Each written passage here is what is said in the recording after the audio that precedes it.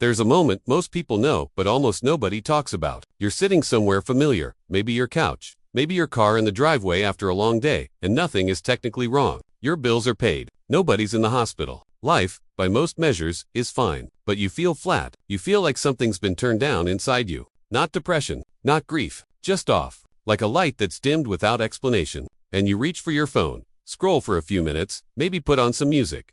Maybe stare out the window, and nothing really lifts that weight. You start to wonder if something is wrong with you. Why can't you just feel okay? Why does happiness feel like something you have to chase, earn, or wait for? Here's what nobody told you about that feeling, and it may be the most important thing you learn today. Your brain is not broken in those moments. It's actually doing exactly what it was designed to do. The problem isn't your brain's capability. The problem is that you've never been given the manual. And once you understand how your brain actually processes emotional states, you realize something almost unbelievable. You can shift out of that low, flat, disconnected feeling in as little as 15 seconds. Not by solving your problems, not by forcing positive thoughts, not by waiting for good news, but by sending your brain 3 very specific signals that it is biologically wired to respond to, almost immediately.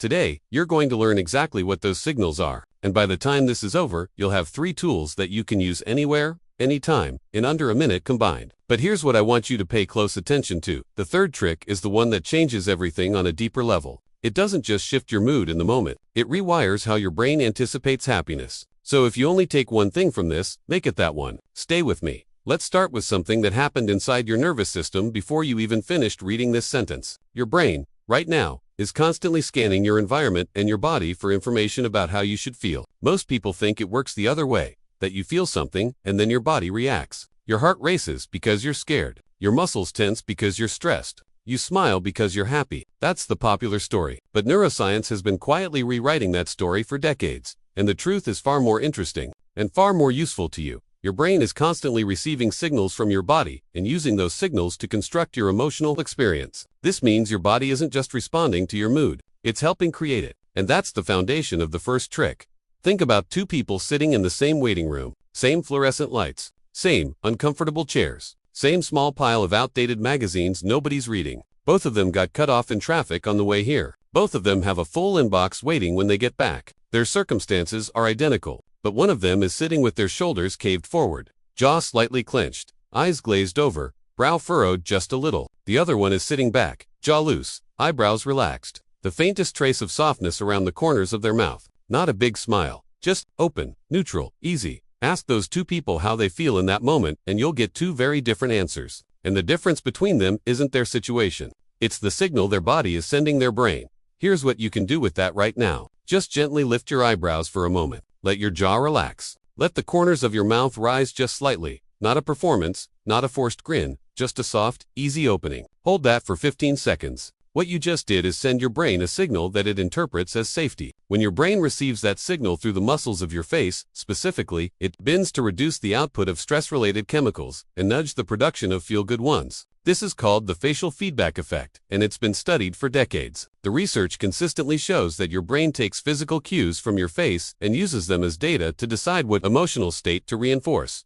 You didn't wait to feel happy and then smile. You smiled first, even subtly, and gave your brain the information it needed to move in that direction. This is why the most common approach people take to feeling better so often fails. They wait. They sit in the low state and wait for something outside of them to shift the mood. But your nervous system doesn't work on a waiting schedule. It works on signals. Change the signal first. The feeling follows. That's not wishful thinking. That's biology. Now, let's say you've done that. Your face is soft. Your jaw is loose. But your mind is still running. There's a thought you keep coming back to. A conversation that didn't go right. A decision you're second-guessing. An anxiety about something that hasn't happened yet but feels very close. No matter how relaxed your face is, your mind keeps pulling you back into the current. And that's where most people get stuck. Because they try to think their way out of a thinking problem. They analyze, plan, argue with themselves, rehearse different outcomes, and the more they try to resolve it mentally, the more activated that mental loop becomes. Here's something that might sound too simple to be true, but the neuroscience behind it is genuinely remarkable. The fastest way to interrupt an emotional spiral isn't to solve the emotion, it's to name it. When something feels overwhelming or anxious or irritable or low, the most effective thing you can do is say it plainly.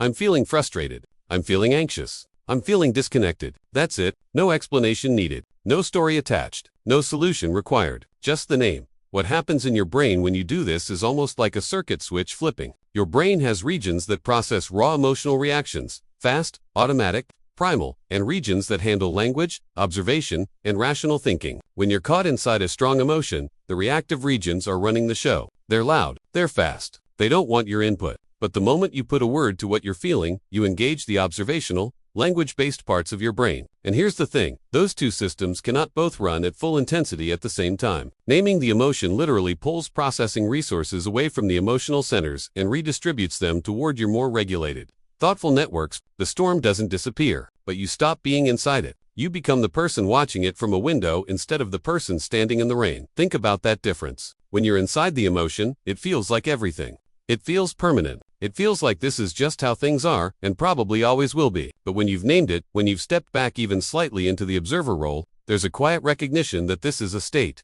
not a fact. You're feeling anxious. Anxiety is happening, but you are not anxiety. That's a small shift in language, and it creates an enormous shift in experience. Now combine these two things. Your face is signaling safety to your brain. Your mind has named the emotion, which has taken some of the charge out of it. You've interrupted the physical tension pattern and the mental loop. Your nervous system is quieter than it was 60 seconds ago. That's real. That's measurable. But we're not finished, because the third trick operates at a different level entirely. Most people have a hidden assumption about happiness that quietly shapes everything, and it's wrong. The assumption is this: happiness is something that comes after. After you finish the project, after you resolve the conflict, after you lose the weight, get the promotion, fix the relationship, reach the goal. Happiness is the reward that waits at the end of the hard part. If you've ever worked incredibly hard toward something and then felt a strange flatness when you finally achieved it, you've already experienced the problem with this assumption, because your brain doesn't actually release its most powerful happiness-related chemistry in the moment of achievement. It releases it during the approach, during the progress, during the movement towards something, not the arrival. The neurotransmitter behind this is dopamine, and it has a reputation that doesn't quite capture what it actually does. Most people think of dopamine as the pleasure chemical, the reward your brain gives you when something good happens. But dopamine is more accurately described as the progress chemical. It fires not when you arrive, but when your brain detects that you're moving. And crucially, it doesn't require large movements. Your brain cannot tell the difference between the dopamine hit from completing a major milestone and the dopamine hit from completing a tiny, immediate action. The scale is invisible to your chemistry. What matters is the detection of forward movement. This means you don't need to wait for a big win to feel better. You need a micro win. Right now, something that takes no more than 15 seconds. Sit up straight and feel your posture shift. Take one long, slow breath all the way down. Drink a full glass of water. Clear one thing off a surface near you. Check off even the smallest item on any list. Send one message you've been putting off. Close one tab you don't need. The action doesn't matter nearly as much as the completion, because the moment your brain registers that you finished something, anything, it releases a small but real pulse of dopamine. And that dopamine doesn't just feel good in the moment. It increases your motivation to keep going. It sharpens your focus. It tilts your perspective toward optimism. This is why getting started is always the hardest part of anything. Before you begin, your brain has no dopamine signal pulling it forward. But the moment you complete even the smallest action, you've primed the pump. The chemistry changes. And suddenly, continuing feels easier. Not because the task got simpler, but because your brain is now invested. This is also why waiting to feel motivated before you act is one of the most common traps people fall into. Motivation is not the cause of action, it's the result of it. You act first, even in the tiniest way, and the motivation follows because the chemistry follows. The sequence matters. So now picture this all together. You're having a rough afternoon. Something went sideways. Your energy is low. Your thoughts are looping. Instead of reaching for your phone, instead of waiting for things to shift on their own, you do three things. You soften your face for 15 seconds and signal safety to your nervous system. You name what you're feeling. Not to analyze it, just to step back from it. And then you complete one small thing, something immediate and simple. To give your brain the movement signal it needs to release a shot of forward momentum. The entire sequence takes less than 60 seconds. And at the end of it, your brain chemistry is measurably different from what it was before. Not because your circumstances changed, not because you solved anything, but because you sent your brain 3 specific signals that it is built to respond to. That's what real emotional regulation looks like. Not forcing yourself to feel positive, not white-knuckling your way through a bad mood, just understanding the switches and knowing where they are. This is what the smartest research in psychology and neuroscience keeps.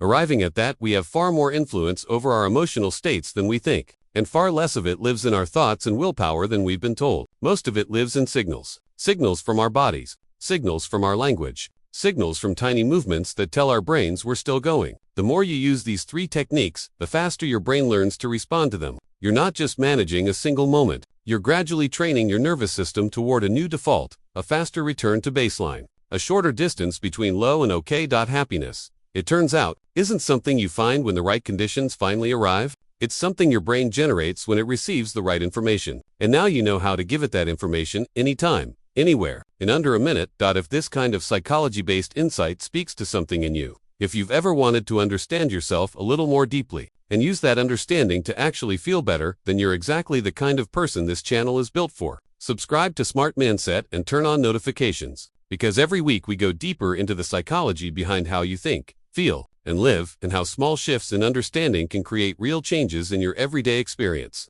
The next insight is already waiting for you.